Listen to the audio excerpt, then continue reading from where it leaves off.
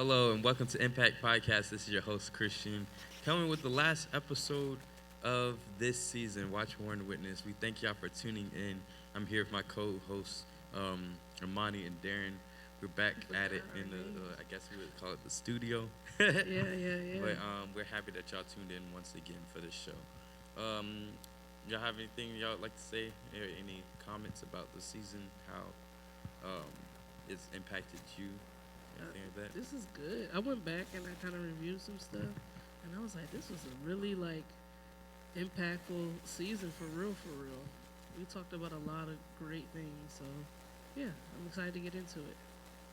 I agree. Um, I would say that I feel like it's really like it was touched in this segment of time to cover these things, because even earlier in the year we covered a different set of topics and like overcoming and all those things. Um, it was really for that season in even my life and the people that was around me, because even in the summer and when we was doing the season of overcoming, the season of all these other things, the people that would come and ask me questions or that would ask to watch the podcast, that question this really hit home for me in this time. And then when we switched over to Watch, Warn, Witness, then it really hit on a different level, because that's what was needed in that particular season. So that's The why. Lord be knowing. Yeah, he does. He does. I'm going to go ahead and open us up with the first question. It says, when you look back at all the questions and discussions we had this year, what topic do you feel was most necessary for this season of life? For me, I think the isolation discussion we had hit home, whether it be forced isolation or whether it be um, by choice, meaning sometimes we have to um, isolate ourselves just to get close with God. Tell your wife, tell your husband to just let you be alone for a minute. Your parents, whatever, work, just kind of have that time by yourself to be with God, because we all have like a part in us that's set aside just for God. So sometimes you have to go back and just be grounded again. Amen. We talked about comparison and not comparing your walk with other people's, and I think it kind of flowed into just like gratitude and things of that nature. Just appreciating like all that the Lord has done for you, and when you start to count your blessings, you'll see like, oh, I have a lot to be grateful for, and whatever the Lord has given you to do is not for somebody else to do. And we all like have a part. We're all working together in the body, But we can't function right if you're looking over your shoulder at what your friends are doing or society's doing or whatever. So I feel like we touched on that. So yeah, just gratitude and how that leads to peace and not comparing. Yeah, I agree with what you said there, and I think the thing that um, that really got home with me was the triggered season. The season we was talking about being triggered, and with that season, it was a season where it was tested me personally, because certain things would trigger you, like even on your job. My previous job it was testing me, and everything like that. And God was showing me through that season um, to be more patient and to have some type of self control, instead of like letting people have a piece of your mind, letting this, that, and the other happen.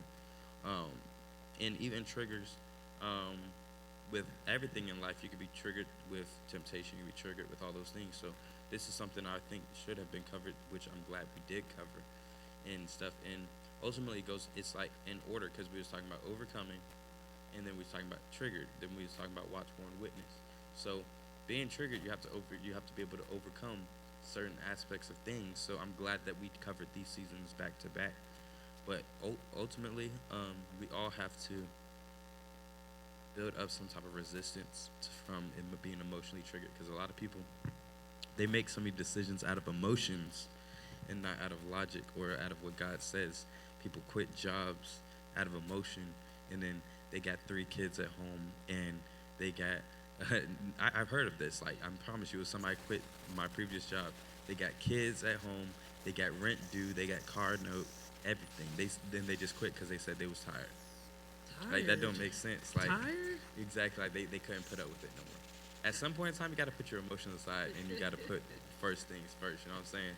And so you even with relationships, like some people hop out of marriages and all this type of stuff just because they were triggered emotionally. You can't do that. Just, like when you marry somebody, you got to work through Yeah, that. you can't just be like, You oh. can't just like, okay, if it's something that they did, okay, whatever. But if it's something emotional because somebody triggered you, you got to work through those things. You know You what I'm saying? better go to therapy. Yeah, go to therapy because there's no way out that way. Yeah. Or just even with relationships with parents, siblings, and stuff. Sometimes people they go through stuff and they cut off their whole family and over something that was said the Yeah. wrong way or whatever. Or like over $5. They never gave me my $5 exactly, yeah. back. So I think that season really hit home for me. I agree. That was a good season. You want to ask the next question? Yeah. So, sorry, y'all. Across the year, what patterns or repeated issues did you notice coming up in different conversations, even when the topics seem unrelated? I would say, like Darren was saying, isolation and basically just the fight between when to isolate, when not to isolate. Because when overcoming, we was talking about overcoming, let's say, people that's tempting you, or overcoming a certain thing in your life. So you had to isolate in order to overcome. You know what I'm saying? Yeah. And then there's times where people is too much isolating, where like they would not listen to the counsel of nobody else. They would be suicidal. They would do all this type of stuff because they felt alone. So Yeah. in times like that, you didn't have to isolate. Then triggered. A lot of times people were triggered because they didn't like conviction. Let's say that you was saying, okay, Christian, I know that you come to church every Sunday, but you're always talking, you can't even pay tithes and offering because I see that you have a gambling issue and it's taking all your money. And then you're saying you should stop that lifestyle. You should stop buying all them tickets. You should stop going to the casino or whatever it might be. Yeah. And then I get convicted and isolate. And then I don't talk to you ever again because I don't like somebody calling me out on my lifestyle. You know what I'm saying? Yeah, there's a lot of people like that, actually. Yeah, and then at the same time, it's times where you need to isolate from someone because all they do is emotionally trigger you into sinning, into acting out against people, and all those type of things. That's when you should isolate. That's from season trigger. Watch Warren Witness. We was just talking about isolating away from people, and that let's say you're trying to witness to them. You can't witness to someone in against the same lifestyle that you're doing. You know what I'm saying? Yeah, yeah. If you're gonna witness, if you're gonna warn, if you're gonna watch, you have to basically isolate and be different. You can't be like the world. You got to be not against the world, but you can't be of the patterns of this world. Yeah, You know yeah. what I'm saying? So that's what I got from that keeps on coming up. I agree. Yeah, isolation kept popping up. I think also like the importance of community, and we had the chance to go into the community a few times. So, and just I feel like hearing other people's testimonies out in the community and hearing like how they were able to overcome as well, and they talked. A lot of them talked about God. So yeah, it was just cool to hear like that. Yes, in the house of God, there's people that overcome, but when you go out, there's other believers out there that God has blessed and allowed them to overcome things as well. So, yeah, it's just the importance of community. And then I think we talked a lot about the significance of coming to church. So we got to make sure we're coming into the house of God. So. Oh yeah, the significance that came up a lot as well, because some people think that you don't need I don't know, some type of pastor or something like that. And by all means, if you know that place you're going to, they not like a good pastor or whatever, don't go. But that don't mean just sit back and just be comfortable like that, because a lot of people, they don't trust the pastor. That's the real main reason why they don't like coming to church, because they hear so many things and they see stuff and they get like, they lose confidence, but you can't let that deter your salvation, because you do need a Moses, you know what I'm saying? Like everywhere in the Bible, God sent a man So I don't even know where this thing ever came from. Like, but I hear it a lot that you don't. I don't need somebody. I can go straight to God. Like you can, but you do still need a man to lead and guide you. You know what I'm saying? How am I supposed to know the word unless I have a teacher? You know what I'm Exactly. saying? Yeah. Yeah, and that goes back into what we were saying with isolating. They isolate because they don't want to hear another voice. True. They don't, and then they say I just go straight to God, but the voice they're hearing is not God. Oh, The voice they're hearing is the devil, because if you isolate away, like why would you isolate or go or say you can't follow the leading of another church? That means you have issues as far as some people they call it control. They say I don't like being controlled. I don't like people telling me what to do. I like God using me however I want. Okay. That sounds like you have an authority issue. You don't like hearing anyone else. You don't like following order. You know what I'm saying? It's not about control. It's not about someone telling you what to do. However, biblically speaking, if you are a Christian and you are someone that is an actual follower of Christ, not just someone that proclaims to be Christian, the Bible speaks about following a certain order, following not just your own voice. Some things it was from God, but then they went to the person that was leading them, and they would say no, not yet. Not saying that it denied God's voice, just sometimes your leader knows when it's time for you to do a particular thing. Like, I'm pretty sure that is times in the Bible where someone, they had a great solution or they had a great plan for something, and it was not going to lead anything bad, but you went to your leader and said, I want to do this, and they said no. Not saying that this plan was not good, but he knows if you go out to battle right now, you're going to get destroyed. But in your heart, you're like, okay, I'm going in the name of the Lord, I'm doing all these type of things. Of course, God's going to look after me. But your leader knows, okay, I know you got a good heart, but you're not ready yet. You can't go and conquer and cast out demons, and you're not equipped yet. You know what I'm saying? Even if I have it in my heart to do some things, even in life, me personally, my pastor would know, or a spiritual leader would know, okay, Christian, I see you have a good heart, so you have all these things. But they're protecting you. And many people, they say, no, I leave that church because that pastor only wants to control and tell me what I can't do. Oh, I left this man or woman because they only want to tell me what lifestyle I can't live or what I can't do. Why can't I do this thing? It's not a sin. That means that you don't like hearing anybody else's voice but your own. And ultimately, if you don't like hearing light, like if someone says, okay, you shouldn't, like, this is another thing that came up this season a lot, basically conviction and telling people like that. Because if you tell somebody this, we talked about this question.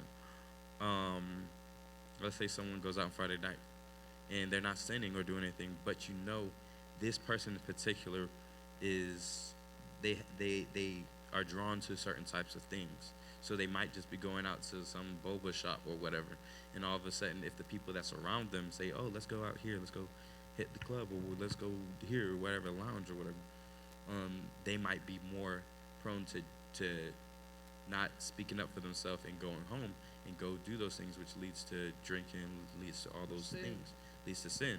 Where somebody else could go out, they could afford to go out to a place on Friday night because they have more resistance, they're more equipped for that.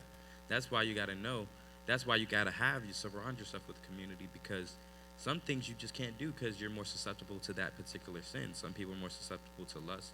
Some people are more weak to things as far as financial, other things. Just, it's a whole bunch of things. The devil knows your pressure points. And he knows your triggers too. he knows your triggers as well. So when someone else is telling you, they don't feel like, sometimes if I'm telling someone, they'll be like, how do you feel about me doing this? It's people that I've worked with, people that I know, family, friends, everything. How do you feel about me doing this? And it may not have been something that's sinful, but I would tell them it's giving me anxiety. I don't think you should do this. I don't feel comfortable with it. You can do whatever you want. I don't feel comfortable with it. Sometimes you got to go along with that, even when people told me those things. Like if someone said Christian, okay, I don't think that's for you. Even my parents or whatever. It's like, it's not anything wrong with it, but just knowing you, I don't think that's the best situation to put yourself in. You got to sometimes listen to that and not take that as control, because a lot of times that conviction in them can kind of highlight, okay, maybe I can strengthen myself in this area. Maybe I shouldn't go into that. You know what I'm saying? So that's one thing I would Those say. are good points. Yeah, so that's what I would say about that. But I'm just gonna go ahead and ask the next question. It says, which question asked this year forced the most honest self-reflection, either personally or spiritually? So which questions? Like, what type of questions, what type of topics that really? Mm,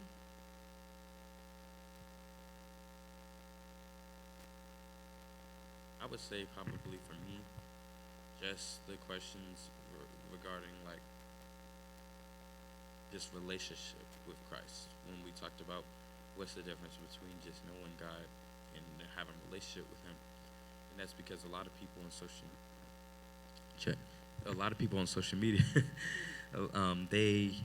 they Christianity is popular nowadays. You know what I'm Yeah. saying? Christianity is the popular thing. Everybody on here, they video. It was a guy I saw this morning talking about watch me have prayer in scripture for an hour of just meditation, prayer, and scripture, recording himself the entire time. Now, I get what he was saying. Like for him, okay, maybe you're trying to inspire others, okay? Maybe you do it sometimes to inspire others, okay? But why do you use your whole page have to be watch me. watch me do prayer and scriptures and do all this type of stuff? Like it says go into your closet secret and pray to him and he will reward you openly. It doesn't say go out there and live stream and do a stream about you worshiping and praising. You know what I'm It's saying? like- Yeah. Can I say something? What, like, why do y'all go out and be standing on the corner with boxes with microphones, like, bothering people, man? Like, like, I don't know what people think, like, do you believe God? Well, tell me he's not real. How do That's you know too- he's not real? The Bible says, like, bro, you, like, who told you to go do that? You know what I'm saying? Themselves. They isolated And themselves. they be out there, like, Then you ask arguing them, with and random then- people, like, And look, if I went up to them and said, "Who's your pastor?" I'm not gonna say I promise, but I'm pretty sure they're gonna be like, "Well, I went here and then I went there," and then what you'll start to notice is oh, they have an authority issue. They don't like staying at a church. Like you should always answer to someone. You know what I'm saying? You should always, even I don't care how high up you get, you should always answer to somebody. So a lot of these people, these street preachers, I think street ministry is good. It's good if you do it right. You do it right. You gotta do it like God did it, not like some of these people. These people be fussing at people and fighting and stuff. I remember I was on campus and we would just be walking to our class. Like we're downtown Atlanta. We just trying to make it to our class. And some of these people are like 18, 19, you know, they're young. And then there's like this, it's always like a guy that just looks crazy. He never looks normal. Like his hair is unkept and he just got the box and you can hear him screaming.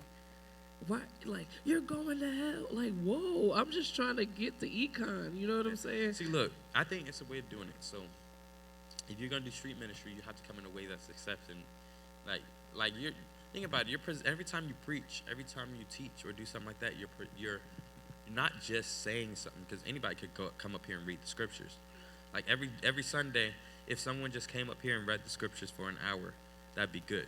You know what I'm saying? But they're not preaching. It's just you're reading scriptures to the congregation. But when you are preaching and you are teaching or you're trying to witness, you have to. You're feeding the people, and the whole thing is an invitation. That's what a whole sermon is about.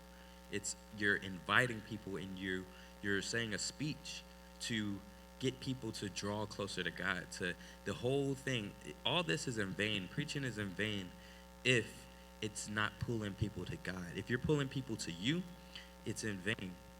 The preaching is only beneficial if through your words people are wanting to change from their lifestyles. People are trying to, change from what they're doing and all that type of stuff. You know what I'm saying? Yes. So like, a lot of people though, like if you're not preaching away, if you're coming out there and being like, "What's that? You know those shoes you got on Adidas is from the Illuminati. Oh my goodness, you got this, that, and the other. Why are you go? See, everybody looks in like here a is going to hell." pyramid. And then like I've seen guys, they'll be like, let's say you're downtown Atlanta at night, so they'll be preaching or something. Then somebody be coming out of a venue or club or something, and they'll be looking at the women. They'll be like, "See that? you did Jezebel or whatever. Like, It's like throwing stones. yeah, like, I wanted to go back to your point though about how to witness, because we talked about that. You have to have conversations. You got to meet the people where they are. You got to be like, hey, how you doing? That's the best way to get, to have a way to be open. If you're yelling at them, how do you think they're going? Okay, think about a kid, right? You see them doing something wrong, and when you go and yell at them, how do they react? They gonna cry or they gonna yell or whatever. It's the same thing with an adult. If you see them doing something wrong and you just call out their sin, you don't yeah, right meet after them. they're there. You know what I'm saying? Like, these guys right outside of Atlanta. Like, okay, if I was going to go to a city and I was like, okay, I know the nightlife is whatever, and I'm gonna preach at night. I go to Atlanta, I go to Miami, Las Vegas, all these Yeah. places, LA, whatever. And then you going right outside of where they are saying, everybody in here is going to hell.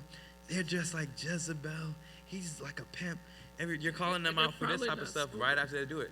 And what they're going to do is they're not going to feel convicted. They're going to feel like you're accusing them. And then it's going to lead to, they're going to get defensive, or half the people are going to ignore him and walk past him and not say anything. But when they go home, this is what's going to happen.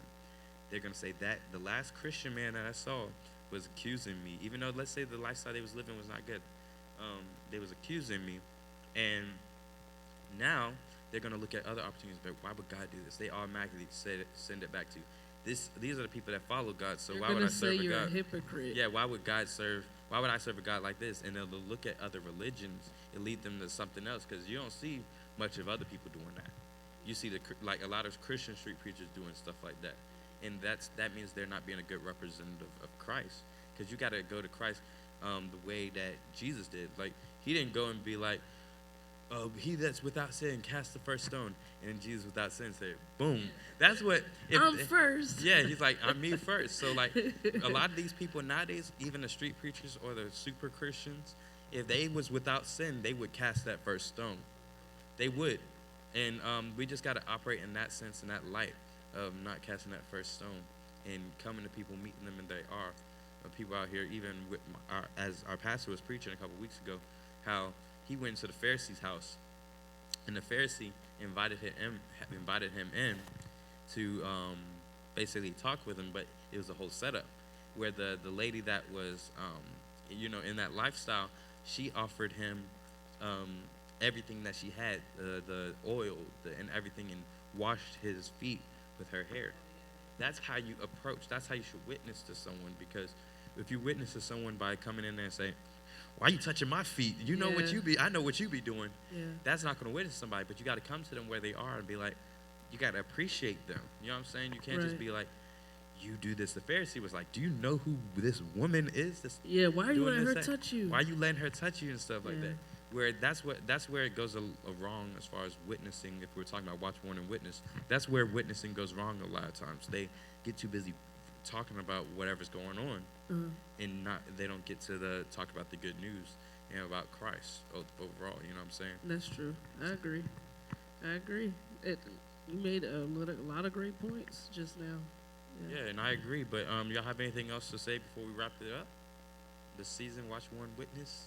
I think that everybody should take a moment to appreciate all that God has done for you.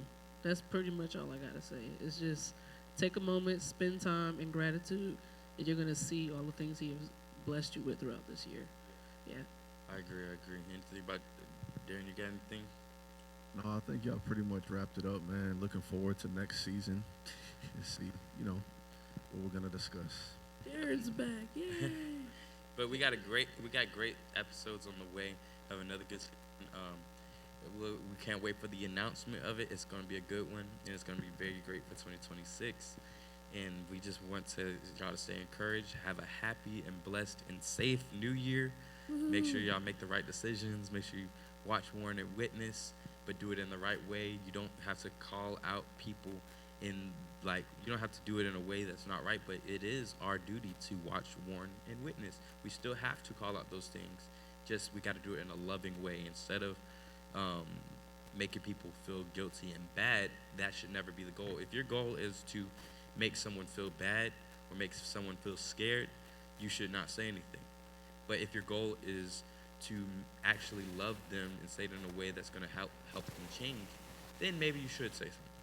But yeah, God, just go by the leading of the Lord, and He'll lead you in the best way. And don't send away the voice of reason. Don't send away the people that mean well to you. Like, let's say you have really good spiritual parents in Christ, a pastor, a spiritual community that's in Christ, Christians, not just spirituality. It be your We talked about aunts. that this season too. Is many people in spirituality that believes in a form of Christianity, but they also believe in all these other ancestral things and crystals. Don't get into that Stay type. away from it. Yeah, stay away from that type of advice, because they know a form of knowledge, but in the end it leads to death and destruction. So just know you got to go from people that are 100% on Christ and what He says, and unapologetically Christ. So yeah, you got to make sure we do those things. And as we get ready to get out of here, make sure y'all like, tag, share, comment, subscribe to Impact Podcast Show on Instagram or YouTube, Rockstone Church, and subscribe, turn on post notifications. We'll get back with you. If you have any questions, just DM us at Impact Podcast Show on Instagram. You can follow me on Instagram at Christian Kennedy. Christian Kennedy, you can follow her at _Monty, and him at Naraya.tv.